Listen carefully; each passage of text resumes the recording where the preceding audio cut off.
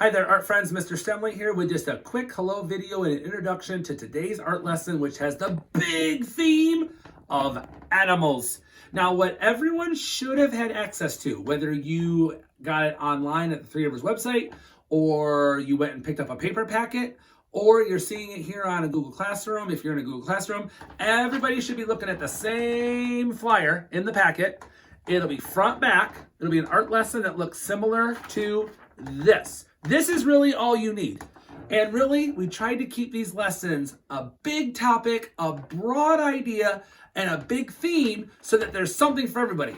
This has a few examples of how artists have used animals. It has a couple of tutorials on how you can use lines and shapes to draw an animal. And basically, here's the assignment. Make an artwork about an animal. That's really all you need. If you've got some ideas for that, if you know exactly what you want to do, shut this video off. You don't need it. Just go ahead and make your artwork. If you like hearing my voice and seeing my face, stick around. If you need some ideas, stick around and keep watching. So humans have been making art with animals since the beginning of time.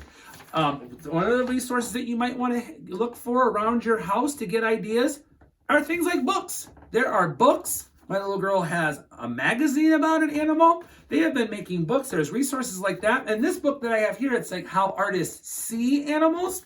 It gives you some samples of how artists have made animal art forever. The very first sample is one of them that you see on the packet. Cave paintings. Some of the first humans that lived on Earth made paintings on the wall, and they were of animals. Artists have been using animals as inspiration for a really long time. Let me show you another one. This one's of goldfish. So there's a lot of ways that artists have used animals as inspiration for a really long time. You could also look around your house. I have a couple examples over here that we have around our house. There are stuffed friends that you might want to make. And I also want to inspire you that this could be, if you're thinking in your head, does this have to be a real looking animal or an imaginative animal? Yes, either way. You take it and run with it however you want. This rhino that we have in my house is kind of more on the realistic side of things. This teddy bear from Build-A-Bear has colorful hearts on it. So you can design your animal that way. I also have some of our little animal toys that we have here. If you have something like this around your house, this might be a great way to have a look at an animal and look for those shapes and lines that you might want to use. Again, with characters, this is one of my daughter's My Little Ponies. You could go ahead and do that. If you're wondering, Mr. Stemley, my favorite animal is a dinosaur. Go for it. You can make a dinosaur artwork if you want to. So you have to decide if you want to make it more realistic or more imaginative. That's totally okay. In the world of imaginative, again, like the My Little Pony characters, I think about how they've been making animals as characters in lots of things. The Berenstain Bears series of books. There's lots of other books with characters. There are stories from different cultures about animals. They tell folk tales about animals. There are cultural examples like painting animals on boomerangs from Australia, carving animals out of wood for totem poles, and those animals would represent people in those families' homes and whatnot. There is the idea, obviously, someone like Mr. Stemley wearing a very appropriate shirt for today, Aquaman riding a seahorse. It doesn't get much better than that.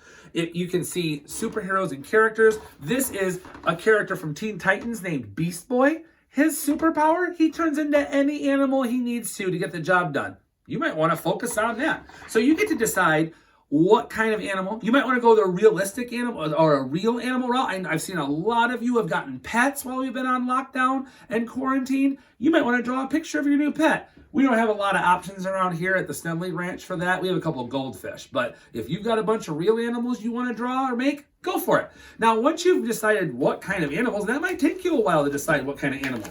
I want to encourage you that if you have a bunch of ideas, you can grid off a piece of paper or a whiteboard like we've done in class and try different ones. You can work with this idea as much as you want. Older students, you can get some sketching practice in by practicing different ideas before you decide on which one you want to do. Also, you can think about places and settings. Where's your animal going to be? Where is your animal going to be? What kind of background is it going to have? I would also want to encourage you that if you need extra help, I want you to email me. I want you to get a hold of me and email me if you need extra help. I have lots of books like this that have different ideas in them. And I'm just going to I flipped through a couple random ones on this one. Like I just brought up places. This book has some ideas on how to draw a circus. My little girl was making a zoo the other day with lots of animals in it, so your setting could be anywhere. This page I randomly flipped to gives you step-by-step how to make a parrot. This page, thinking about imaginative, what about mythical creatures? Maybe you want to do a dragon or some other mythical animal. This how to draw book here has lots of animals in it. The very first page I opened to has some dinosaur step-by-step drawings. It has some,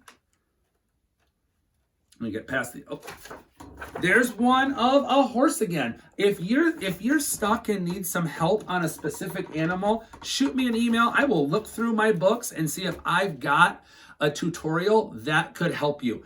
You could make your animal in any supplies you want. That's why we didn't make it specific to a material. We wanted to make sure that you had the freedom and the creativity to draw an animal, paint an animal. Here's an example of an animal sculpture that we have hanging in our house. Little owl that's been carved. Speaking of animal art in our house, this is probably my wife's favorite possessions in the whole house. These really cool animal artwork finds that she found at Goodwill one time. So again, you can make your animal art however you want. So if you've got paints, if you've got other tools, if you've got stamps, if you've got Play-Doh, you could mold an animal. Think about those skills that we've talked about with Play-Doh and clay, molding and pinching and rolling different shapes.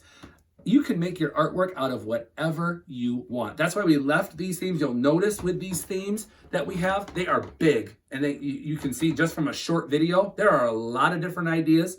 There's a lot of ways you can get resources. If you're online and can Google search, you might want to look up what animal you're thinking about. You can Google search how to draw a cheetah, how to draw a cat, how to draw an octopus, and you'll find lots of tutorials on YouTube, online, or jump in on my Google Hangouts today. I'm doing 2 today on Fridays, so that if you need extra help with this assignment, I can give it to you. And I have office hours and Google Hangouts a lot of the other days of the week. So if you need help, do not hesitate to ask. Good luck, friends, making artwork about animals. When you're done, if you would please email me your work. Please take a picture of what you've made and email me your work. Email me what you've made. I want to see it through I'll see it through email. And I can email you back and let you know how you did and tell you how awesome you are and what a great job you did.